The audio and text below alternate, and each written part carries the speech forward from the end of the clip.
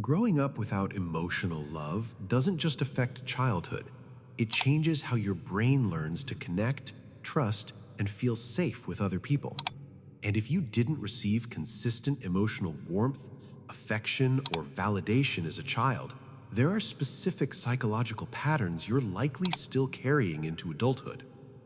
Let's talk about what actually happens. Quick reminder, if this type of psychology content helps you understand yourself better, make sure to subscribe and comment where you're watching from. It directly supports the channel and allows me to keep making content like this. All right, let's begin. Developmental psychology shows that a child's brain is shaped by emotional experiences. When caregivers are emotionally available, responsive, and consistent, the nervous system learns safety. But when emotional love is missing through neglect, emotional distance, or conditional affection, the brain adapts for survival. These adaptations are known as attachment wounds, and they don't disappear with age. They influence how you think, how you form relationships, and how you respond emotionally to the world. Here are 5 ways this usually shows up. First, hypervigilance in relationships. If love felt unpredictable growing up, your nervous system learned to stay alert. So as an adult, you may constantly scan for signs of rejection or abandonment. You overanalyze text messages. You notice small changes in tone. You prepare emotionally for people to pull away even when nothing is actually wrong. This isn't weakness, it's a learned survival response. Psychology refers to this pattern as anxious attachment. Your brain is still trying to control emotional uncertainty that once felt dangerous. Second, difficulty receiving love or compliments.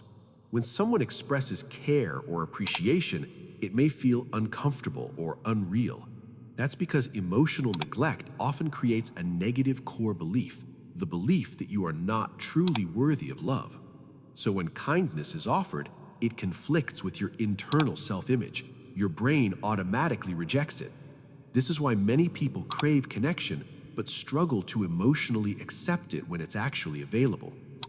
Third, overachieving and people-pleasing behavior. When affection was conditional in childhood, the brain learns that love must be earned. As an adult, this turns into perfectionism, constant productivity, or prioritizing others at the expense of yourself. The internal message becomes, if I do more, I'll finally be enough. But no amount of external validation can repair an internal emotional wound. This creates exhaustion, burnout, and a constant feeling of never being satisfied. Fourth, emotional numbness. For some people, the brain protects itself by shutting down emotional awareness. If emotional expression led to disappointment, rejection, or neglect, the nervous system learned that feeling less was safer. As an adult, this shows up as emotional distance, difficulty connecting deeply, or feeling disconnected from yourself. Psychologists describe this as emotional blunting or dissociation. It's not a lack of emotion, it's emotional protection. And fifth, the fear of being a burden. When a child's emotional needs were ignored or treated as inconvenient, they learned to minimize themselves. As adults, this becomes excessive apologizing, avoiding asking for help, and hiding emotional struggles. The belief becomes, my needs are too much. But having emotional needs does not make you a burden, it makes you human. Now, here's the most important part.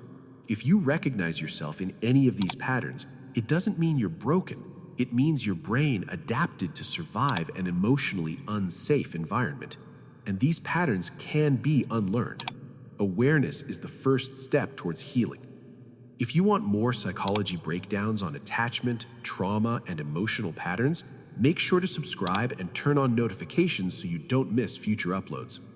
Also, check the newsletter linked in the description if you want deeper weekly psychology insights. And before you go, comment healing if you're actively working on understanding yourself better. I'll see you in the next video.